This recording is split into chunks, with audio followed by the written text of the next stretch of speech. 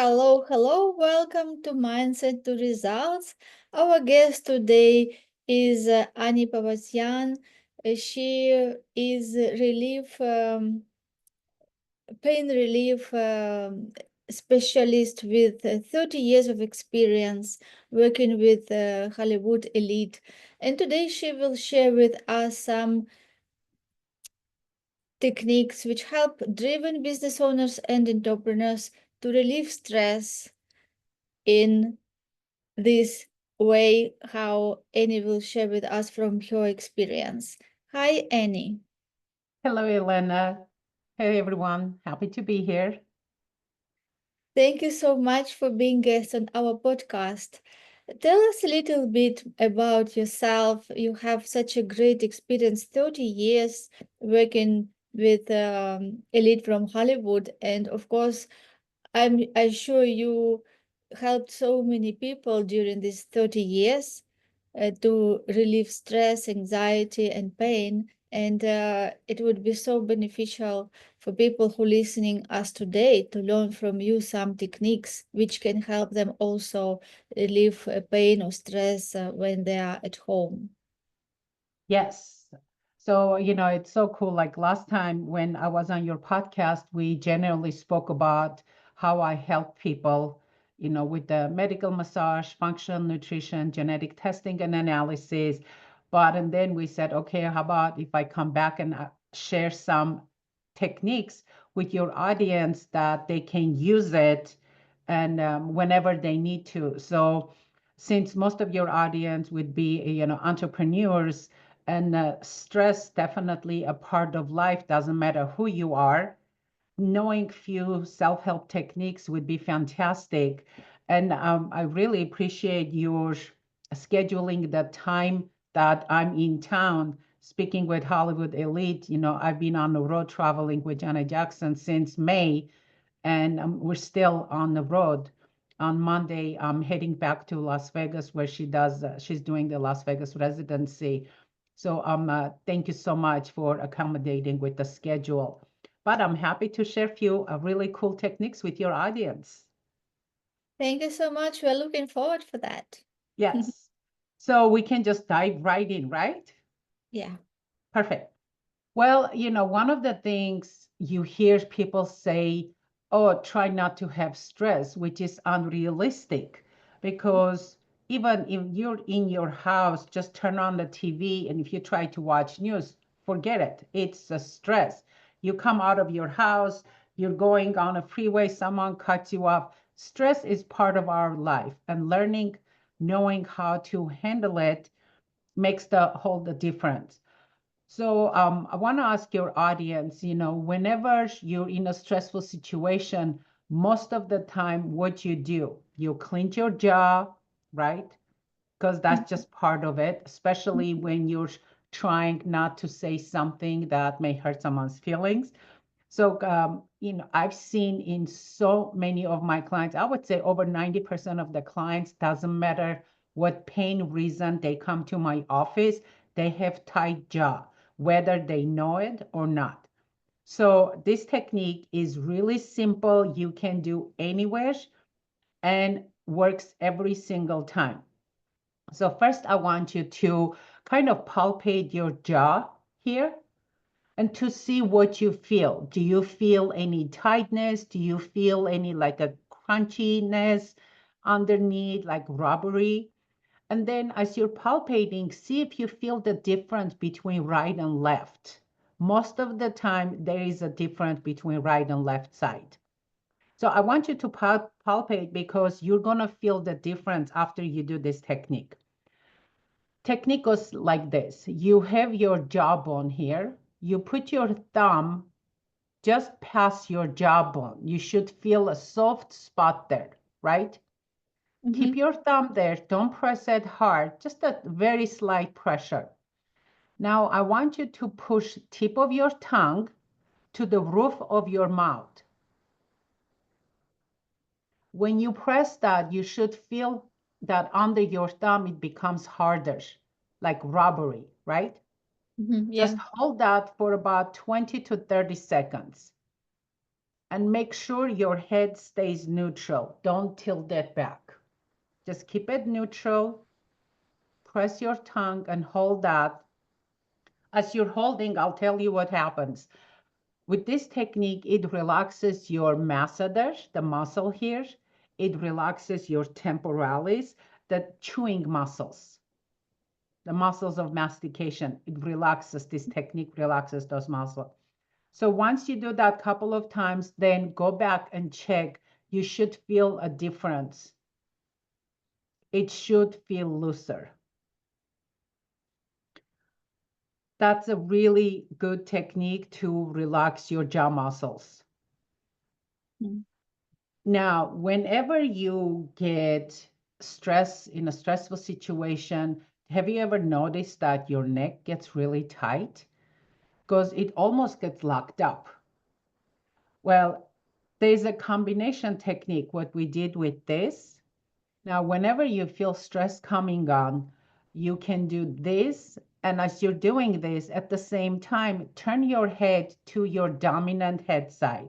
So if you're right-handed, you turn your head to the right. If you're left-handed, you turn your head to the left.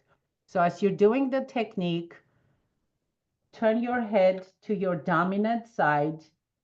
Make sure your shoulders are dropped and just take a couple of deep breaths. What that does, besides loosening up your tight jaw, it breaks the pattern of your neck tightening up. It's a really simple technique. I gotta tell you, I have a client who every time she would get in a stressful situation, but it doesn't hurt that she's a therapist in a school. So a lot of stressful moments. And she said, every time my jaw and my neck will get really tight. But since I started doing that technique, because it doesn't get tight anymore. So definitely try it, and I would love to hear how it works for you. Now, another technique, as I said, when you turn, you take deep breaths. Again, in a stressful situation, what happens? Our breathing changes, right? Some people, they may hold their breath. Actually, sometimes in the office, I have to keep mentioning my clients, are you breathing? Are you breathing? Because they just like concentrate on whatever they're saying or what I'm doing, and they just forget to breathe. And we all do that. It's just such a common thing. We all do that. So when you're in a stressful situation, some people would forget to breathe, like they just hold their breath. Or for some, they just do really fast breathing because depending on a stressful situation, your heart would like palpate, right, really fast. You may start breathing using those like breathing like Mhm. that, really heavy, using your supporting neck muscles for breathing instead of using your diaphragm. So if you can just take a moment and take a couple of deep breaths and then do long, slow exhale. So your inhalation should be shorter than your exhalation. And that will stimulate your parasympathetic nervous system, which is the calming, relaxing part of your nervous system. And that will calm your body down. So the kind of a count to simplify it, I like to suggest my clients is if you inhale count of 4, then you exhale like count of 6 or 8. And that would really, really help you. Now, on the other hand, if you've been working really hard, all day sitting in front of a computer, and when it comes around that 3 or 4 p.m., right, when you need like the others next, another cup of coffee or something sweet you reach for because you need that energy boost. Now, with the breathing, you can do another breathing technique that will actually give you energy instead of reaching for something sweet. And this breathing type is very different. is you do very short inhalation and exhalation. And it goes something like this. And that actually pushes so much oxygen into your brain and gives you more energy. I know when I went to a Tony Robbins event, that was Mhm. one of the things he says he does before he goes on stage. And his technique is so doing something like that. If you want to like get a little energy boost, just don't do too much because it can make you lightheaded for sure, because that can happen. Are we doing good so far? Yes, yes, yes. The Tony Robbins does this also when he does prime exercise, which he That's the recommends. prime exercise. Yes, prime exercise when he does this for a couple of three, I think rounds. Yes. 3 rounds, yes. Yeah, And usually like 3, 6, 9 is the magic numbers with mhm. Tesla, not the Tesla, the car, Tesla, the gentleman. But yeah, the 3, 6, 9, and it's funny. Usually, I in the office when I have clients to do the breathing, I always do the 3 repetitions. Mhm. So yeah, Yes. the other technique I want to share with you is again has to do with the breathing. As I mentioned, whenever we're in a stressful situation, the we either stop breathing or we do really fast breathing. So we are not utilizing our diaphragm properly. And a lot of times, either people they don't even know that their diaphragm is tight. When a client comes into my office, I always check the diaphragm. And it's an easy way. Unfortunately, you cannot check it on your own because you cannot tickle yourself. But I Mhm. would palpate your ribs, like 6 to 9 ribs. Mhm. And a lot of times people either they do like, oh my God, that's so ticklish. Or even when they see me going close to them, they're like, yeah, no, you cannot touch me. I'm ticklish. Mhm. And I know that once I do this technique, or for some, depending how well I know the client or how open they are to weird stuff, Mhm. techniques, I walk them through it, like as I'm going to teach you right now, to do the technique themselves. Mhm. And then I go and I palpate the same area, and they're not ticklish anymore. And it's Mhm. always the surprised look on their face, like, how does this work? And that's one Mhm. of the reasons some of my clients call me the good witch. So, Mhm. Does but it? okay, Mhm. so this technique is a really simple technique. You can do sitting down, laying down, standing up, doesn't matter. And you always want to do both sides. So we're sitting down. You're going to turn your head to, let's say, to the left. Now your right arm reaches down to the floor. You're not tilting your body. You're sitting just straight, just slightly reaching down. I need you to give me about 4, 5 deep belly coughing, something like that, like this. Don't do like nothing like that. I need a deep belly coughing. Okay, but 4, 5, not too much. And then you come back to neutral, then turn your head to the opposite side. So now I'm turning to the right. My left arm reaches down, and then I do another 4, 5 deep belly cough. That's it. It works every single time. And when you look at the anatomy of your diaphragm, it's attached to so many important structures, like your sternum, the chest bone you have, it attached to the base of it. Mhm. It attached to your 6 to 12 ribs. In the back, it's attached to your spine, to your lumbar vertebrae. So when you take deep breath, all those structures just expand, open up. Now, when you're not taking, when the diaphragm is tight, imagine all those structures, everything is tight. And I even had clients come to see me with the lower back pain. After I check their diaphragm, walk them through this technique or do the technique on them, go back, check their lower back. A lot of times the pain is gone. Mm. So it's an amazing technique, simple technique that you can do any time of the day and it works. Especially kids love this technique because I, check on them, they're ticklish, and then they do the technique, and then you check on them and they're not ticklish. It's like magic for them. So it's really, really cool technique. So far we have the jaw, we have the neck, we have the breathing, we have the diaphragm. We have four techniques. And Mhm. then the last technique I want to say, and it's the simplest, more um, silly technique is, I'm sure your audience have heard vagus nerve like stimulation. It's our 10th cranial nerve. It stimulates your parasympathetic nervous system, which is, I mentioned, it's very calming, relaxing nervous system.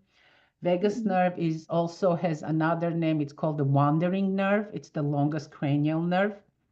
There are so many different ways to stimulate that nerve to to feel that calmness and relaxation. One of the reasons it's important, the vagus nerve, because it passes through your heart. It goes both sides from your brain stem, goes both sides of your body, but it passes through your heart and innervates in your digestive tract. And so that's one of the reasons when you're in a stressful situation, your heart palpates. But also, some people say, oh, I'm so stressed, I cannot eat. Or others say, oh, I'm a stress eater. I eat anything, open the fridge, all the sugar, everything that I need, right? Mhm. So stimulating the vagus nerve to feel that calmness, it's so simple. There are several ways you can do. The simplest one, my favorite, is singing out loud. The Mhm. best place I sound good is in a shower. So you can just sing out loud. That stimulates your vagus nerve. Cold plunges. Right now they're very popular. And cold plunges that you don't have to like get into ice water. I just cannot do it. But just splashing cold water on your face really helps. Mhm. Another thing is humming. That vibration Mhm. stimulates your vagus nerve. It's so simple. And the last one, the silly one, is you collect some saliva in your mouth, hold on for like 5 seconds, and then you swallow. That also stimulates your vagus nerve and has a very calming, relaxing effect. So when you're doing this jaw technique, whether you're combining with the neck turn or not, but at the same time, you can collect some saliva in your mouth as you're pressing your tongue to the roof. Hold it and then swallow, and do that about 3 times. And those techniques, some may work better for you than others. So if you can just don't do all of these techniques at once, you can just overload your nervous system. But try one or two, or try one today, maybe another one tomorrow. You'll find what works, which one works best for you. And that would be your go-to technique. That was Amen. cool. Yeah, thank you so much, Annie. It is so practical techniques which you just mentioned. Yes. So, what you would recommend to do daily? As you said, one of or two of these techniques, something that really will help people not to be at that place where they need doctor or somebody to help them to release the pain. Well, the What? breathing is, Mhm. breathing techniques are some of the simplest techniques to do, and you can do that anywhere. So, the diaphragm release is a little tough to do when you're like sitting in an office with a bunch of people in a cubicle sitting with you, for you to cough, especially these days. Like you sneeze in a store, everyone turns and looks at you like, are you sick or something, right? So the coughing, the diaphragm release, I will just keep it in the privacy of your home or at the office if no one else is around you. But the breathing technique, this jaw, is amazing. You may say that I don't have tight jaw. I guarantee you, like I said, in my 30 years, I have seen only like maybe two, three people that do not have tight jaw or tight tongue. Mhm. Most people have it, whether they know it or not. So yeah, this is amazing. The breathing is fantastic. And like in the morning when you're washing your face or you're in a shower, sometimes at the end of my shower, I turn the water to like a cold and I Mhm. last like 10 seconds before I feel like my heart's gonna stop because I just don't like the cold water.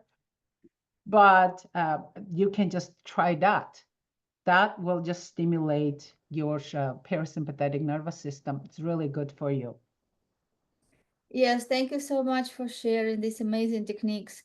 And of course, it is important to prevent, yes, to prevent sickness or pain or illness by doing this before you think that you need to do them. Yeah, because so many people think about goals and they put themselves at the last place if they have time, and most of the time they don't have time because they're so busy, and then suddenly they can have surprises when they get sick. So how it is important to prevent and do these techniques even when you don't feel that you have to do them, but how it can help you to prevent those un, uh,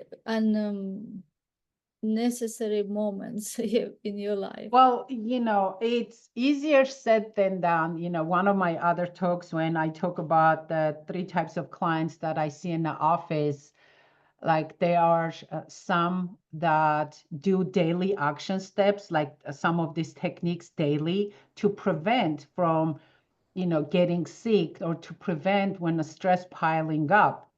The others, the second type of people are the ones who keep waiting. They don't do anything until they absolutely have to do something.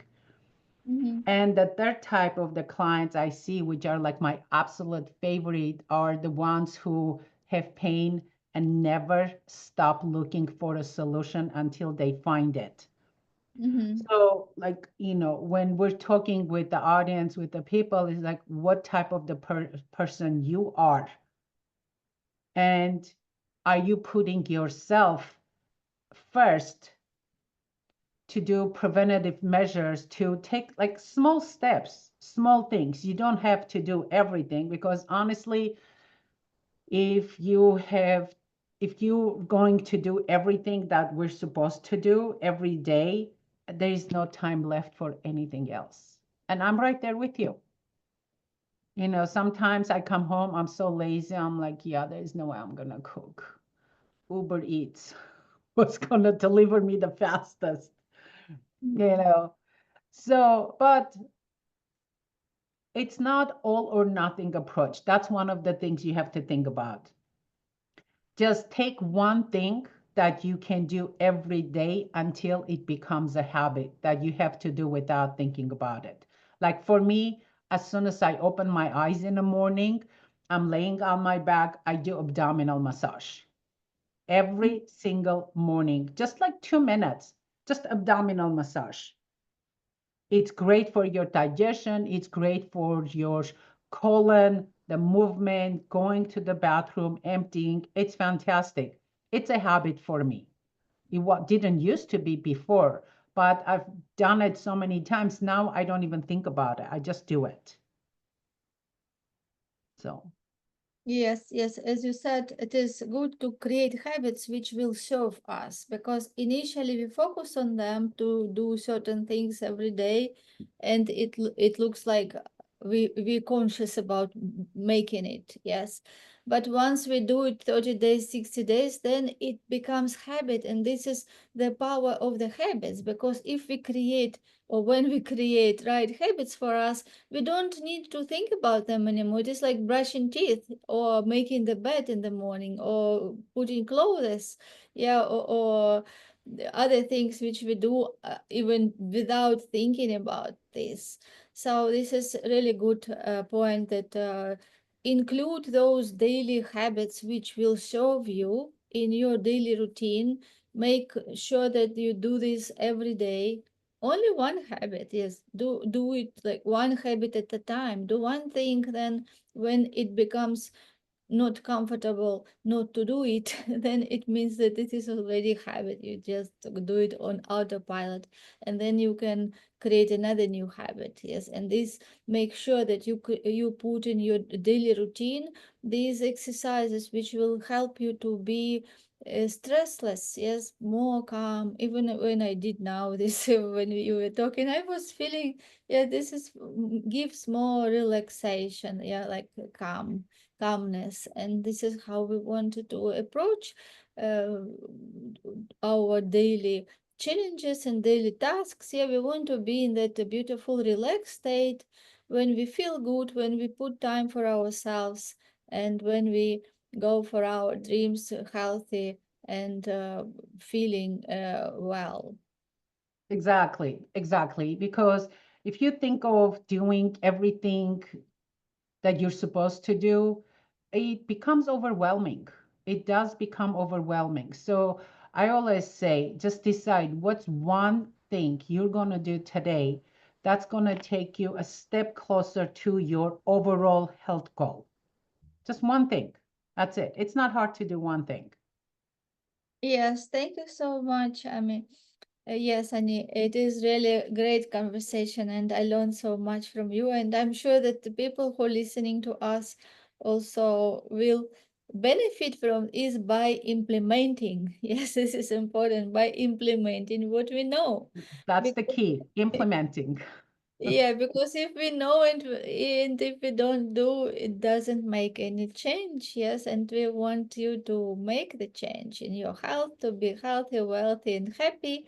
This is what our podcast is for, to inspire you to think big and achieve audacious goals when you are healthy and happy.